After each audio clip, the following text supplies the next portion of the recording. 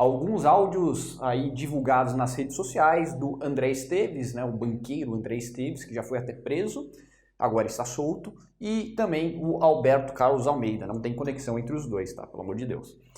Beleza. Então eu gostaria de comentar esses áudios aí, porque eu acho que ambos essas personalidades estão equivocadas. O André Esteves eu acho que está mais errado na sua leitura política do que o Alberto Carlos Almeida, mas o Alberto Carlos Almeida, nosso coleguinha militante político do PT, também está um pouquinho errado. Eu não sei se ele está um pouquinho errado ou se ele quer nos induzir ao erro, não sei.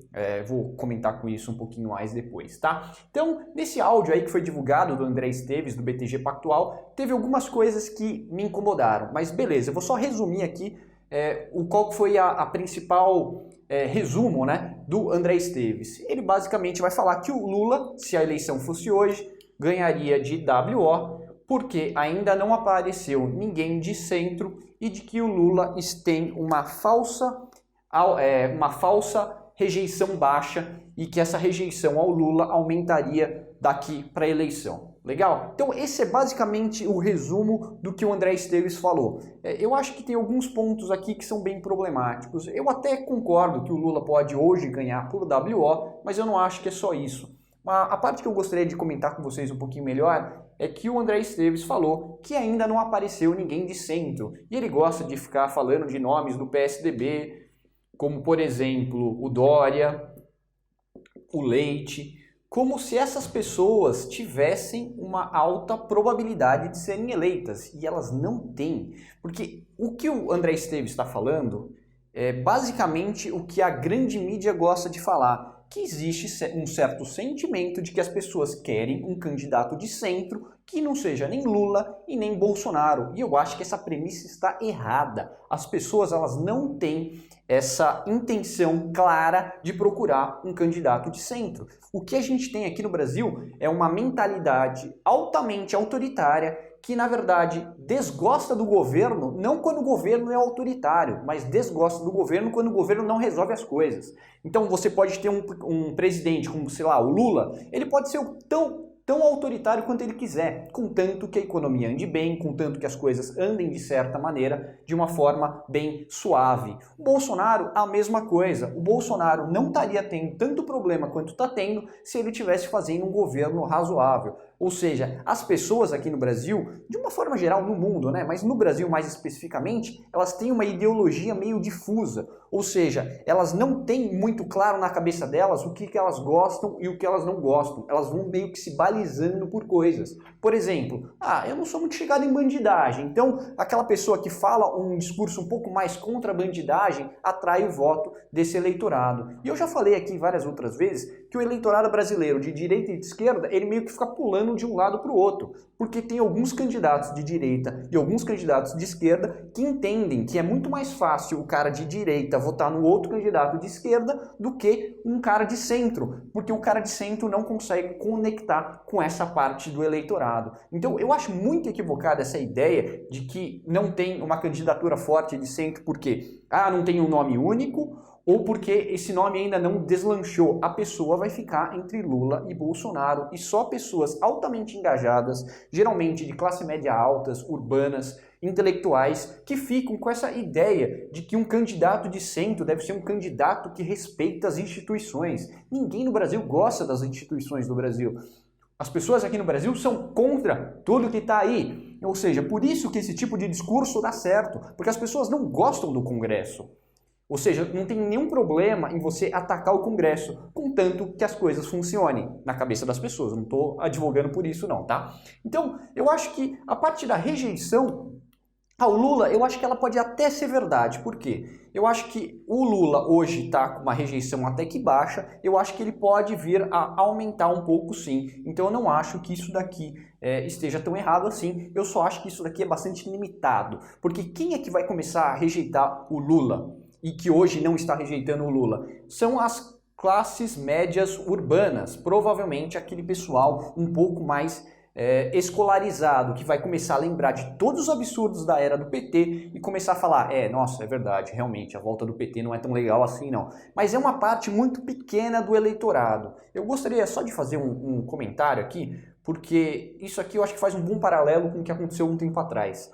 Quando o Moro saiu do governo Bolsonaro, me perguntaram, falaram assim, Felipe, você acha que a popularidade do Bolsonaro vai cair muito com essa saída bastante ruidosa do Moro do governo? Eu falei, eu acho que ela não vai cair muito. Por quê? Eu acho que o Moro ele vai simplesmente retirar do Bolsonaro uma parte do apoio bastante restrita, ou seja, só aquelas classes médias bem mais intelectuais, mais engajadas, mais esclarecidas, essa parte da classe média, sim, vai começar a rejeitar o governo Bolsonaro por causa da saída do Sérgio Moro. Mas a grande massa da população brasileira não é tão estômago fraco para algumas coisas como essa classe média urbana é. Então, quando o Moro saiu, a rejeição do Bolsonaro não aumentou tanto, aumentou um pouquinho nessas classes, mas não aumentou tanto assim, porque essa classe ela nem é tão volumosa assim no Brasil, infelizmente. Aqui no Brasil, a classe média não é tão grande, né? Uma coisa bastante ruim. Uma democracia boa é uma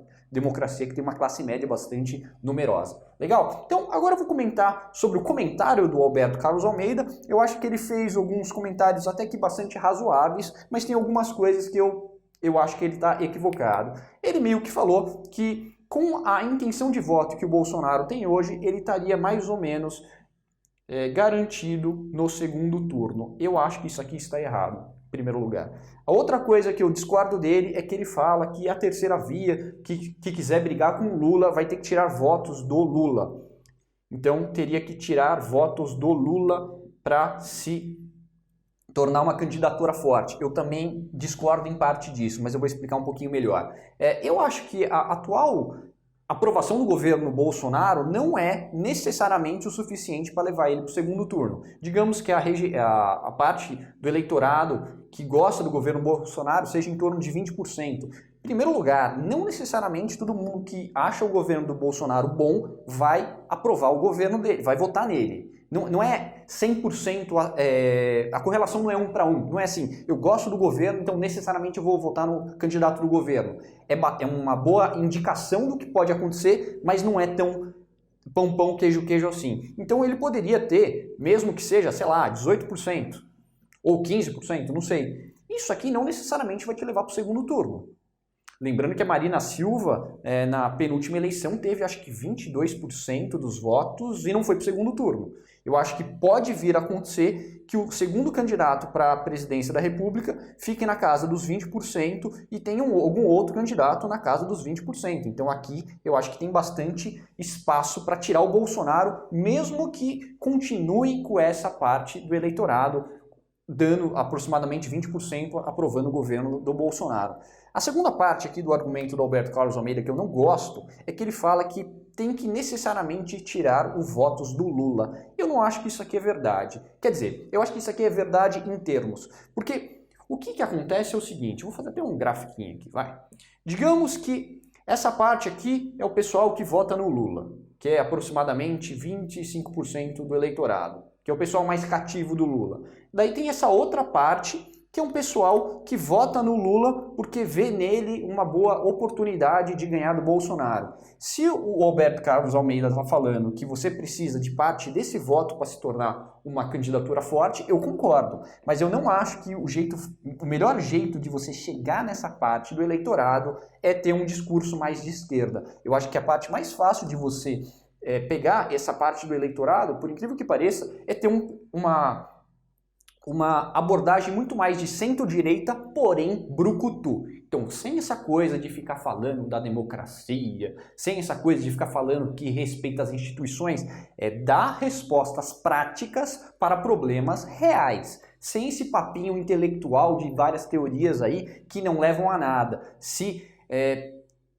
Fique o mais longe possível do discurso da Rede Globo. Quanto mais distante do discurso da Rede Globo, melhor vai ser para a candidatura. Porque essa parte do eleitorado que pode vir a votar no Lula é mais ou menos aquela parte do eleitorado que também pode vir a votar no Bolsonaro. Essa parte aqui do eleitorado ela não é tão diferente quanto as pessoas imaginam. Elas não são tão ideológicas assim. Aqui tem o pessoal do Lula livre, aqui tem o pessoal do Terra plana, mas aqui no meio tem bastante coisa. E o ponto do meio do eleitorado brasileiro não é o centro.